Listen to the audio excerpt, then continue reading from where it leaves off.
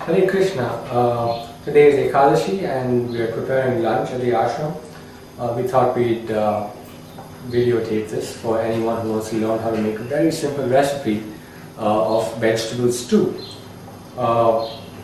We usually keep our kitchen fairly clean and we wash our veggies, we wash ourselves before we cook. Today's meal is going to be some cabbage, 2 medium-sized potatoes, a couple of tomatoes, 2 eggplants about this size, maybe half of this broccoli, and some pumpkin which I've already chopped up. This should feed about 5 people comfortably. And apart from that, we're going to use quinoa. So today being Ekadashi, we fast from grains and beans. Ekadashi is the 11th day of the lunar cycle. So twice a month we fast from grains and beans, which means no rice, no bread, no pulses like dals or lentils, no string beans, garbanzo beans, stuff like that. So in order to get a complete protein on Ekadashi, we use quinoa, which is actually a seed, so it can be had on Ekadashi. Another option is buckwheat or kasha that you can use. Of course, you can also drink milk, which gives you a full protein on Ekadashi. So cooking the vegetable stew is very simple. All you got to do, the basic principle is to chop vegetables up into pieces, put them in a pot with some ghee and spices and make it hot, and come back after 25 minutes and it's done. So we're going to first just chop our veggies and here we go.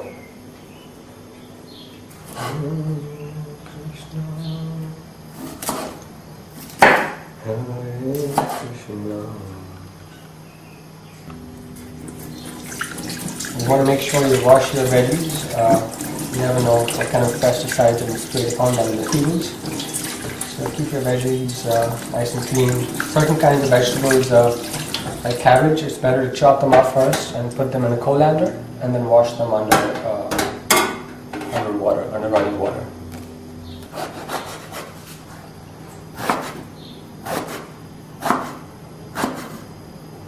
We prefer to leave the skins on the potatoes. They have a lot of nutrients, so you want to make sure you really wash the potatoes well. The smaller you chop your potatoes, the faster they cook. So chop them appropriately according to your taste and the time that you have to cook.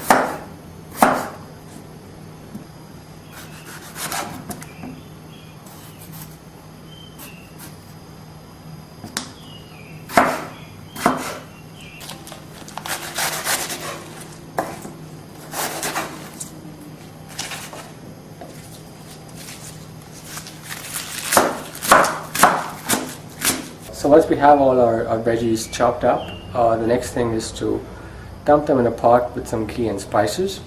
Most of the spices we use can be got at any Indian store.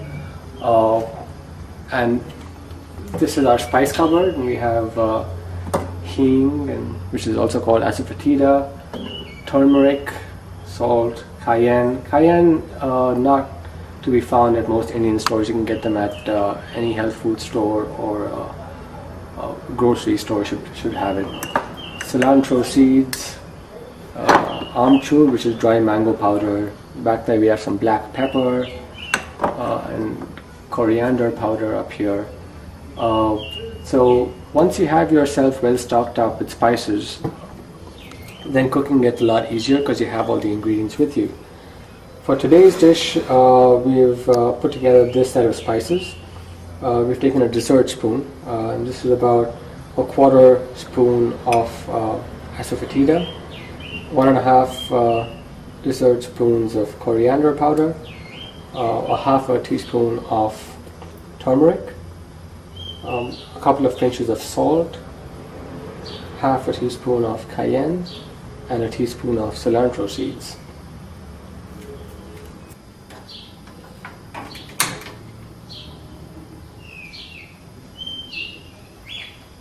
We use a pot with a fairly heavy bottom that prevents burning of food at the bottom.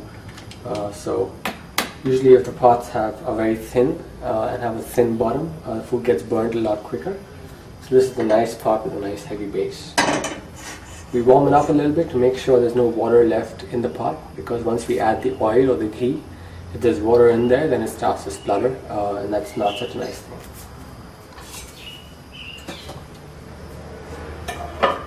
So our pot is fairly dry, we've wiped it dry, and we're going to add some ghee to it. And this is completely up to your taste.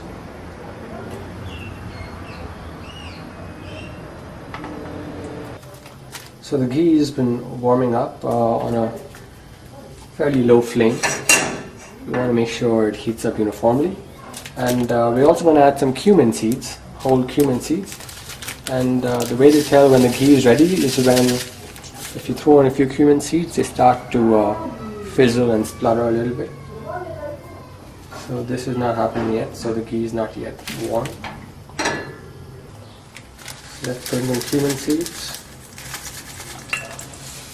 And you can see them splutter and fizzle. It means the ghee is ready. Keep the flame low. So now we add our spices. So ghee is a great vehicle for spices. It really absorbs all the flavors. So that's why I like putting my spices into the ghee along with the salt.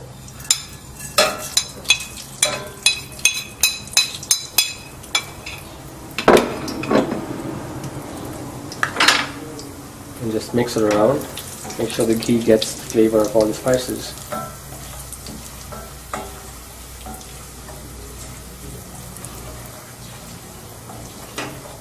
So you have to be careful not to let the spices burn. Some people sometimes they mix the spices in a small cup of water and make a paste with it, and then add the paste to the ghee to ensure that the spices don't get burned. Or you can do that with yogurt and make a small thin paste. And now it's time to add our veggies. Okay. So the first thing we add is the vegetables that take the longest to cook. In this case, it's going to be the potatoes and pumpkins. So we add the potatoes and pumpkins. And we mix them up well. Let the spice ghee envelop them and let them soak in the spices of the ghee. And we let this cook for about a minute or two.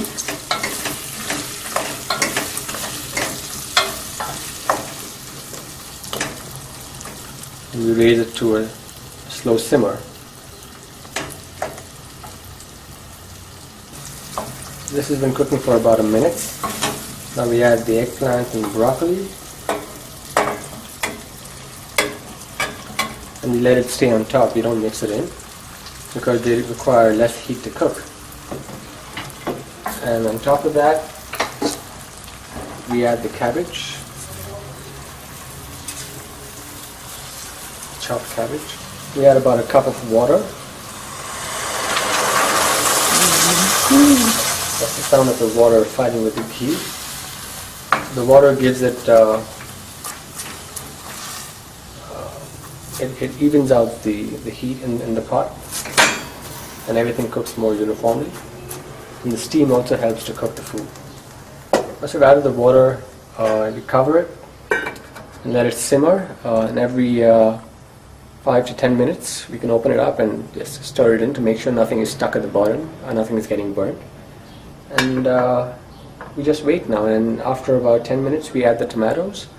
Because the tomatoes, if they cook too much, they become just a big mush. So we like to have our tomatoes retain their form. So we add the tomatoes at the very end. Okay, so it's been about 10 minutes. This has been simmering. It's getting nice and nicely cooked. Just check nothing is burned at the bottom.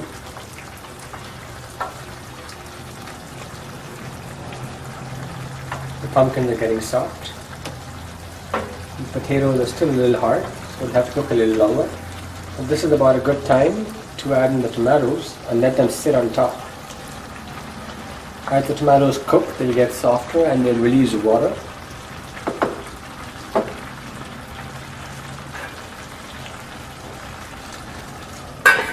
We cover it and let it simmer for another 10 minutes. So it's been about 10 minutes since we added the tomatoes, or tomatoes if you prefer. And we're taking a look if everything's cooked. The potatoes seem just about right. The eggplant and broccoli are well cooked. The tomatoes have gotten soft, and the pumpkins are also soft. So at this point, we're going to add in the quinoa with some water. So as you mentioned earlier, quinoa is a seed, and it can be had on Ekadasi, and it's a complete protein by itself. And quinoa cooks much like rice. It cooks in hot water, and it expands. So we're going to add a little water, maybe half a cup or so of water.